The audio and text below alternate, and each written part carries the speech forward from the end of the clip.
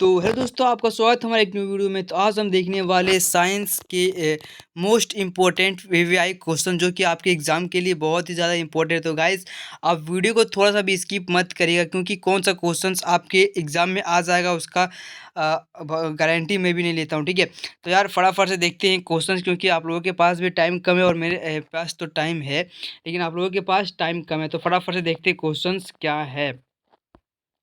कि यहाँ क्वेश्चन बोल रहा है कि निम्न कौन अदिश राशि है, कौन अदिश राशि है। तो ऑप्शन हमारा बल, त्वरण या चाल या विस्थापन। तो यहाँ पे हो जाएगा कौन अदिश राशि है, तो चाल अदिश राशि है। बाकी ये सब जो तीनों है ये सदिश राशि हैं। ये तीनों क्या है, सदिश राशि है। सिर्फ चाल हमारा है अदिश राशि। उसके बाद यहाँ पे हमारा क्वेश्चन है कि ओडोमीटर मापता है। तो ओडोमीटर क्या मापता है, दूरी मापता है। यह हमारे एग्जाम के लिए बहुत ही ज़्यादा इंपॉर्टेंट क्वेश्चन है कि ओडोमीटर क्या मापता है। तो ओडोमीटर मापता है दूरी। इसके बाद हमारा क्वेश्चन नंबर 3 है कि त्वरण का एसआई मात्रक है। त्वरण का एसआई मात्रक क्या होता है, तो होता है मीटर प्रति सेकेंड स्क्वायर। ये हमारा एग्जाम के लिए बहुत ही ज़्यादा इंपॉर्टेंट है क्वेश्चन, आप लोगों के एग्जाम में आ सकता है। तो आपको अच्छे से देखना है, समझना है और सुनना है, क्योंकि आप जितना रट के याद करोगे आपको याद नहीं रहेगा। इसलिए आप अच्छे से देख लीजिए, सुन लीजिए और समझ लीजिए। इसके बाद हमारा क्वेश्चन नंबर 4 है कि इकाई समय में वस्तु द्वारा तय की गई दूरी है, क्या होती है। ऑप्शन हमारा चाल, वेग, विस्थापन या त्वरण। तो हमारा 4 का आंसर क्या हो जाएगा, ए। 4 इकाई समय वस्तु द्वारा तय की गई दूरी को कहते हैं चाल। ठीक है, उसके बाद हमारा क्वेश्चन नंबर 5 है कि निम्न में से कौन सही है। आपको बताना है कि निम्न में से कौन सही है। तो इसका आंसर हो जाएगा हमारा 1, यानी पहला। V is equal to U plus A T. ठीक है, उसके बाद हमारा क्वेश्चन नंबर यहाँ पे है 6। क्वेश्चन नंबर हमारा 6 है कि यदि किसी वस्तु का त्वरण 2 मीटर प्रति सेकंड स्क्वायर हो और 4 सेकंड बाद उसकी चाल 30 मीटर प्रति सेकंड हो जाती है, तो वस्तु की प्रारंभिक चाल क्या होगी। तो वस्तु की प्रारंभिक चाल क्या होगी, यहाँ पे हमारे 6 का आंसर हो जाएगा बी, यानी 22 मीटर प्रति सेकंड। उसके बाद हमारा क्वेश्चन नंबर है 7। न्यूटन की गति के कितने नियम होते हैं। तो न्यूटन की गति के 3 नियम होते हैं। यहाँ पे इसका आंसर हो जाएगा ऑप्शन नंबर 3 का आंसर 3। उसके बाद यहाँ पे हमारा क्वेश्चन नंबर 8 है, निम्न में से किसका जड़त्व अधिक होगा। तो साइकिल है, कार है, बस है, ट्रेन। यहाँ पे इनमें सबसे सबसे ज़्यादा द्रव्यमान किसका है? तो सबसे ज़्यादा द्रव्यमान होगा हमारा ट्रेन का। तो इसका आंसर हो जाएगा हमारा ट्रेन, यानी चौथा। उसके बाद हमारा क्वेश्चन नंबर 9 है कि 30 न्यूटन का कोई बल 5 kg की किसी वस्तु पर 2 सेकंड तक कार्य करता है, तो वस्तु का त्वरण होगा। तो वस्तु का त्वरण होगा, तो यहाँ पे इसका आंसर होगा डी, यानी 6 मीटर प्रति सेकंड स्क्वायर। उसके बाद हमारा क्वेश्चन नंबर 10 है कि किसी m द्रव्यमान की वस्तु जिसका कोण जिसका वेग v है का संवेग क्या होगा। तो यहाँ पे इसका आंसर हो जाएगा चौथा का, यानी mv।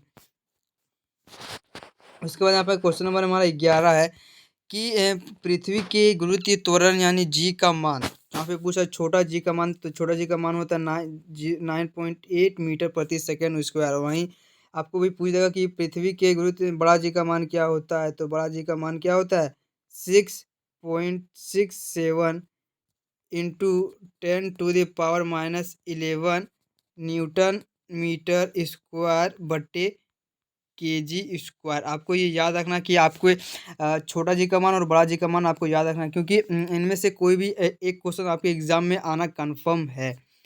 उसके बाद यहाँ पे देखते हैं हमारा क्वेश्चन नंबर 12 की सावित्री गुरुत्व स्थिरांक बड़ा जी का एसआई मात्रक। ठीक है, यहाँ पे आपको बड़ा जी का एसआई मात्रक पूछ दिया, तो यहाँ पे क्या बताए थे न्यूटन मीटर स्क्वायर पर केजी स्क्वायर। तो यहाँ पे इसका आंसर क्या हो जाएगा, तीसरा, न्यूटन मीटर स्क्वायर पर केजी स्क्वायर। उसके बाद यहाँ पे क्वेश्चन नंबर 13 है कि चंद्रमा की सतह पर किसी वस्तु का भार पृथ्वी की सतह पर उसके भार का कितना गुना होता है। तो यहाँ पे ऑप्शन हमारा 6, 1/2 या 2 या 1/6, 1/6। तो यहाँ पे इसका आंसर हो जाएगा 4, 1/6। ये वेरी वेरी इंपॉर्टेंट क्वेश्चन है, ये बहुत बार हमारे एग्जाम में आया हुआ है। ठीक है, तो आपको इसको याद में ध्यान में रखना है।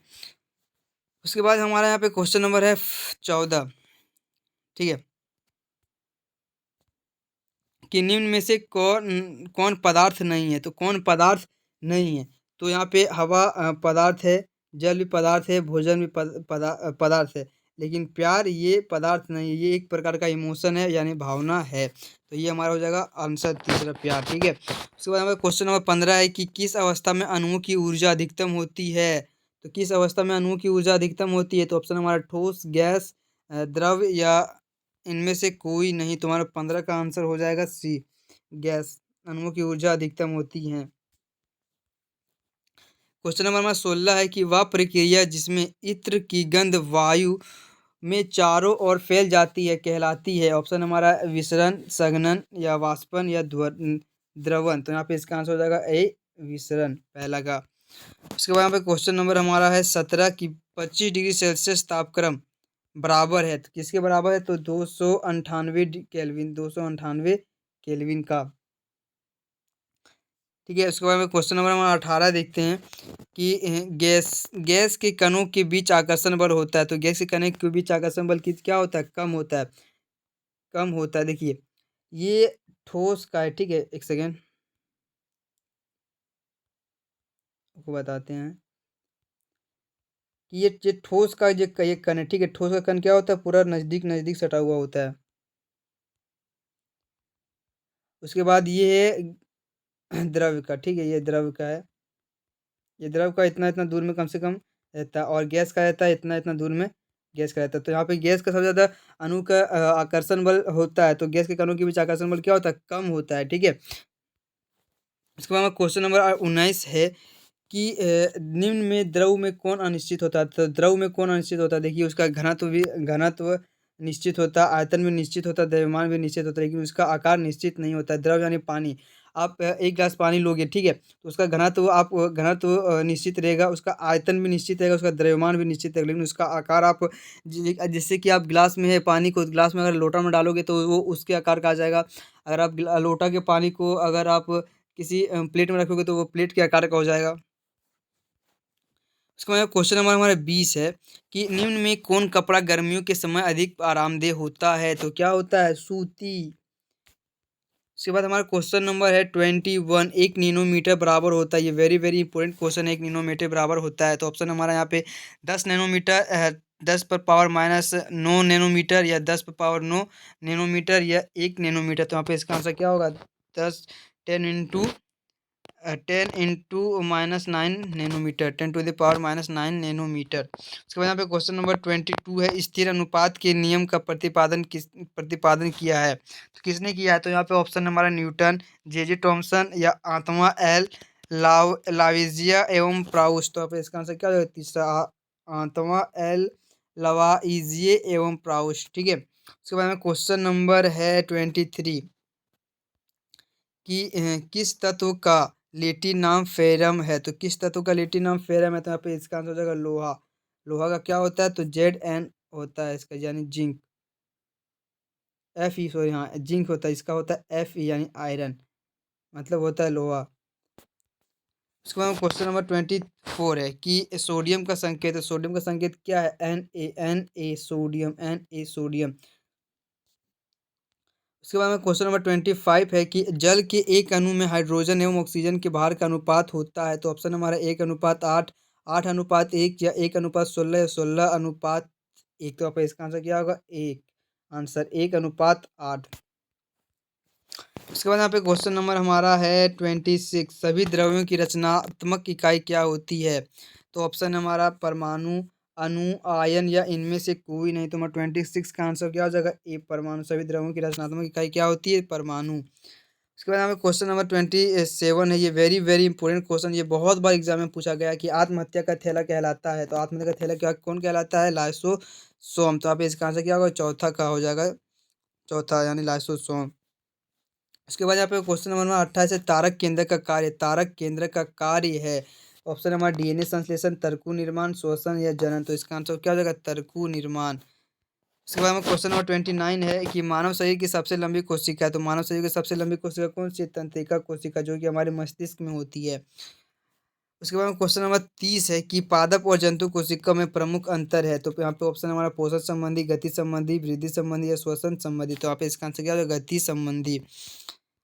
उसके बाद यहाँ पर हमें क्वेश्चन नंबर है 31, जंतु कोशिका में नहीं पाया जाता है, तो क्या नहीं पाया जाता है? कोशिका भित्ति नहीं पाया जाता है। पादप कोशिका में कोशिका भित्ति पाया जाता है। ये सब पादप कोशिका में पाया जाता है, लेकिन ये नहीं पाया जाता है कोशिका भित्ति। उसके बाद में क्वेश्चन नंबर 32 है, रंगीन प्लेस्टिड को कहते हैं, रंगीन प्लेस्टिड को क्या कहते हैं? ऑप्शन हमारा क्लोरोप्लास्ट, क्रोमोप्लास्ट या ल्यूकोप्लास्ट या इनमें से कोई नहीं, तो इसका आंसर क्या होगा? क्रोमोप्लास्ट। ये क्वेश्चन जो 32 का है एग्जाम में अधिकतम बार देखा गया है, तो आपको इसको अच्छे से ध्यान में रखना है क्वेश्चन को, ठीक है। उसके बाद में क्वेश्चन नंबर 33 है, ठीक है, किसकी अनुपस्थिति में प्रोटीन संश्लेषण नहीं होता है? नहीं होता है, ठीक है। आपको क्वेश्चंस को ठंडे दिमाग से और आराम से पढ़ना, जल्दबाजी एग्जाम में आपको नहीं करना है। तो यहाँ पे ऑप्शन हमारा दिया हुआ है केंद्रक, क्लोरोप्लास्ट, माइटोकॉन्ड्रिया या राइबोसोम। तो हमारा 33 का आंसर क्या हो जाएगा? डी, यानी राइबोसोम। उसके बाद में क्वेश्चन नंबर 34 है कि किस प्रकार के ऊतकों की क्रियाशीलता के कारण पौधों में वार्षिक वलय बनते हैं? तो ऑप्शन हमारा संवहन ऊतक, पार्श्व विभेदक, शीर्षस्थ विभेदक या दीर्घ ऊतक। तो अपन 34 का आंसर क्या आ जाएगा? बी, पार्श्व विभेदक।